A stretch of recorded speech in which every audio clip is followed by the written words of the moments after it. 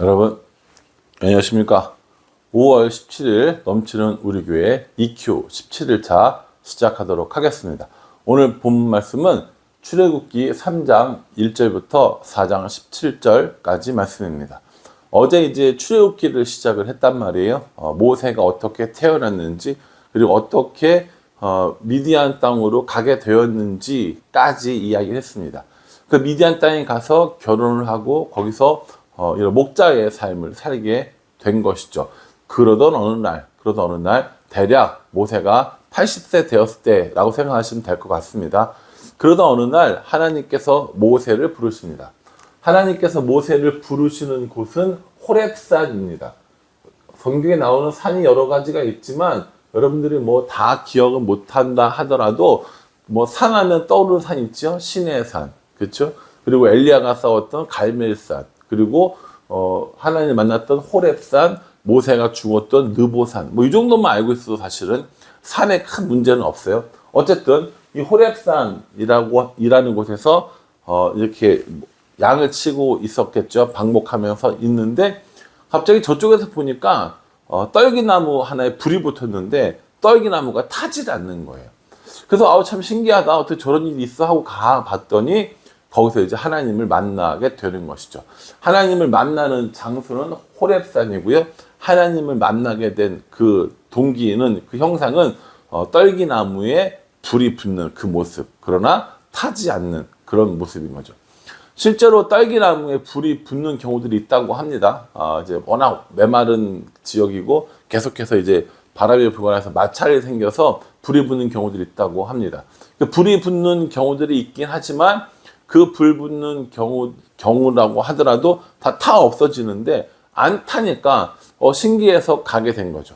그래서 거기 갔더니 하나님께서 모세를 거기서 부르시는 겁니다. 4절에 보면 모세야 모세야 라고 부르는 하나님의 콜링이 나오는 겁니다. 우리는 이걸 콜링이라고 그러거든요. 하나님이 나를 부르셨어. 소명 혹은 콜링이라고 하는데 하나님께서 모세를 부르십니다. 그래서 뭐라고 이야기를 하시냐면, 너가 서 있는 그곳은 거룩한 곳이니 신발을 벗어라 라고 이렇게 이야기를 합니다. 여러분, 제가 여러분들에게 설명해 드리고 싶은 건 뭐냐면, 하나님이 우리를 부르시는 과정입니다. 우리는 보통 이것을 소명이라고 하든지 혹은 콜링이라고 하거든요. 이 과정들이 있다라는 거죠. 먼저는 하나님께서 우리를 불러주세요. 모세야 모세야 라고 불러주시죠. 또 뭐 사무엘아 라고 불러주시기도 하고요. 하나님께서 불러주셔요. 만나주십니다. 뭐 방법은 다양하겠지만, 근데 반드시 먼저 나오는 게 뭐냐면 하나님의 거룩을 이야기하고 거룩하지 않은 사람들을 위한 조치를 해주십니다. 그게 뭡니까? 너 여기 거룩한 곳이니 너의 신을 벗어라 라고 이야기를 합니다. 하나님을 만나기 위해서는 뭐가 필요하다는 거예요? 거룩이 필요하다는 겁니다. 거룩은 뭡니까? 죄가 없는 상태가 거룩이라고 했어요. 죄가 없는 상태의 거룩이 되어야 하나님을 만날 수 있다라는 것을 이야기합니다. 그리고 하나님께서 이 거룩의 문제를 해결해 주시면 하나님 편에서 해결해 주시는 거죠. 그래서 어떻게 합니까? 이사야도 제단의 숯불을 핀 걸 가지고 와가지고 입을 지짐을 통해서 거룩해짐을 표시해 주시잖아요. 그런 것처럼 하나님 만나는 거룩이 있고 난 다음에 뭐가 있냐면 사명이 받게 되는 겁니다. 사명을 받게 되는 겁니다. 하나님께서 콜링해 주셨어요. 불러주셨어요. 거룩하게 해 주십니다. 그리고 사명을 주시는 거죠. 모세 같은 경우는 사명이 뭐냐면 10절에 나와요. 10절에 모세의 사명이 나오는데 하나님께서 이렇게 얘기하십니다. 너에게 내 백성 이스라엘을 애굽에서 인도하여 내게 하리라. 너에게 내 백성 이스라엘을 애굽에서 인도하여 내게 하리라. 그렇죠? 누구에게요? 너에게. 누구를? 내 백성 이스라엘을 어디에서? 애굽에서 뭐 합니까? 인도하여 내게 하리라 라고 하는 겁니다. 이게 모세가 받은 사명이라는 거죠. 모세에게 하나님의 백성인 이스라엘 사람들을 애굽에서 인도해서 어디로 가게 하는 겁니까? 가나안 땅으로 가게 하는 것. 그래서 애굽에서 인도하여 내게 하리라 라고 하는 것이 모세에게 주어진 사명이라는 겁니다. 하나님이 부르셨어요. 거룩하게 해주십니다. 사명을 주셨습니다. 근데 참 놀라운 건 대부분의 사람들이 이렇게 하나님을 만나서 콜링을 받으면 대부분 반응이 그건 것 같아요. 저 못해요. 저 못해요. 이렇게 얘기하더라고요. 그러면서 모세도 마찬가지입니다. 하나님, 내가 이스라엘 백성들에게로 가면 하나님이 누구냐고 물어볼 텐데 나는 뭐라고 얘기합니까? 그래서 그때 나오는 게 뭡니까? 여호와입니다. 내가 사람들에게 가서 누가 나를 보냈다고 합니까?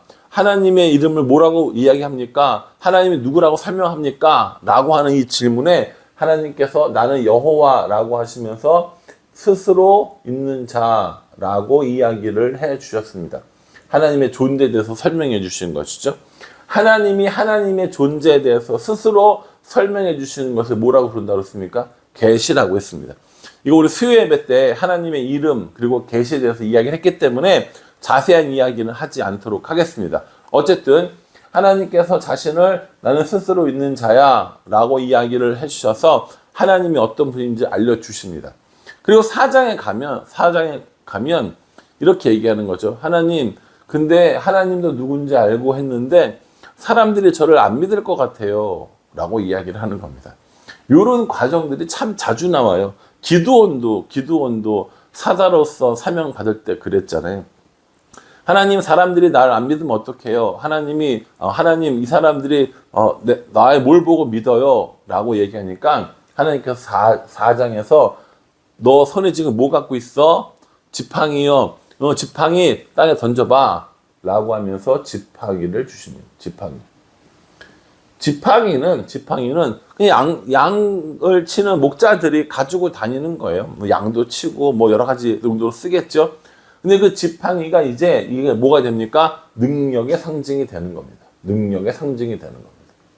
그리고 또 뭐가 됩니까? 하나님의 인재의 상징이 되는 겁니다.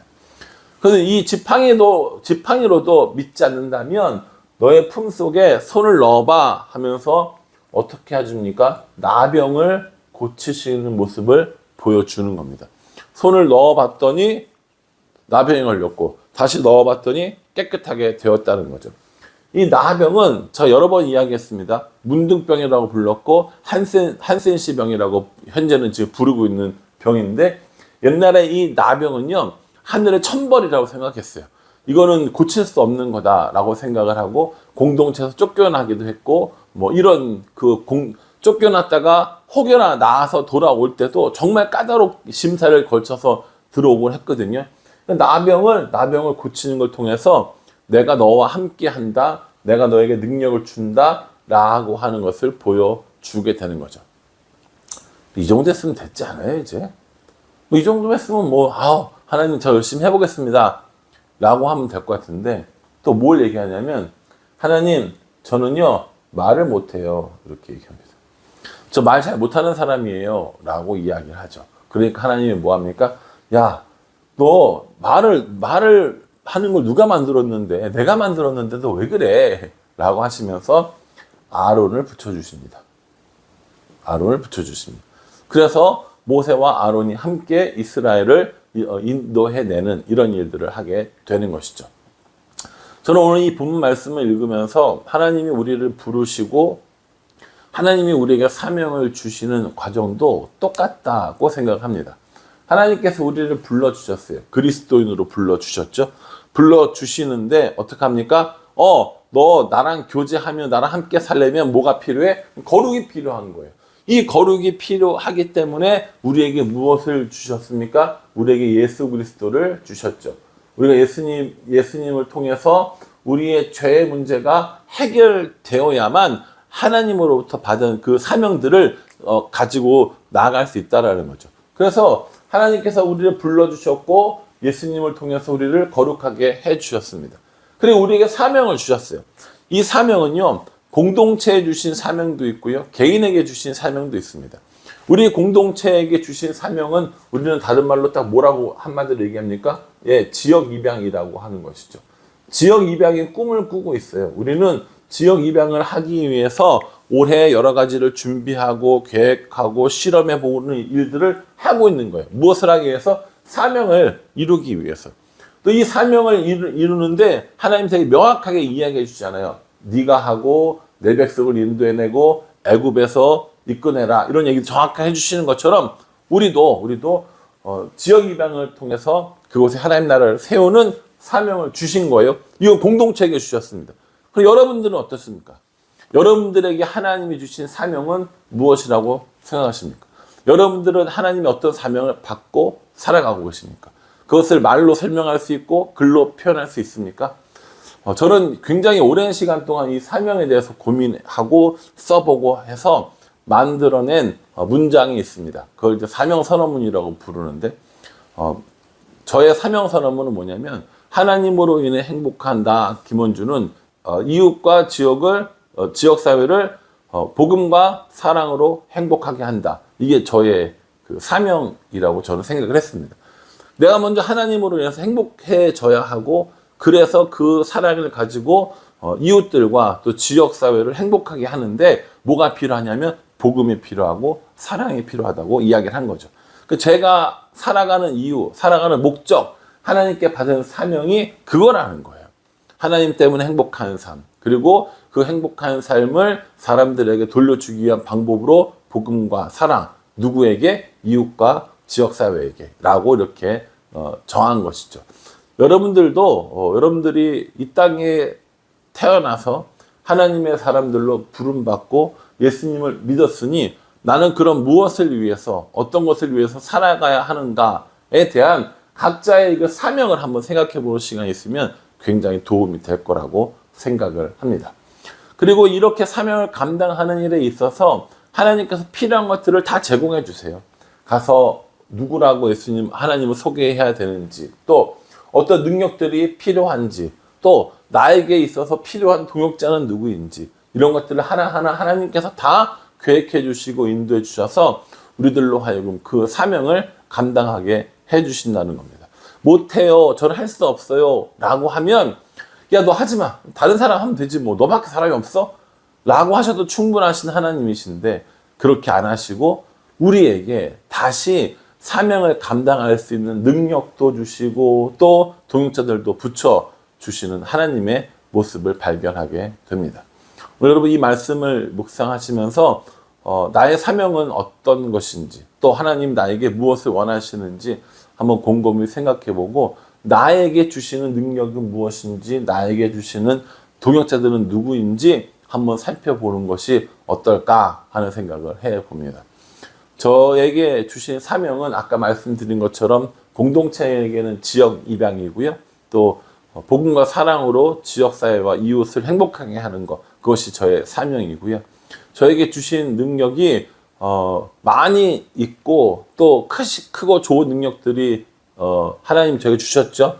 잘 개발하고 잘 준비해서 제 사명을 감당하는 일에 쓸 거고요. 저에게 주신 이 동역자들은 참 많습니다. 뭐 1차적으로 우리 교회 모든 성도들이 함께 동역하도록 이렇게 부름받은 또 세움받은 사람들이 아닌가라고 생각합니다. 그러니 저는 오늘 이 말씀을 통해서 저에게 주신 사명을 다시 한번 생각해보고 능력과 또 동역자들과 함께 이 일들을 기쁨으로 나아가야겠다라는 적용을 한번 해보게 됩니다.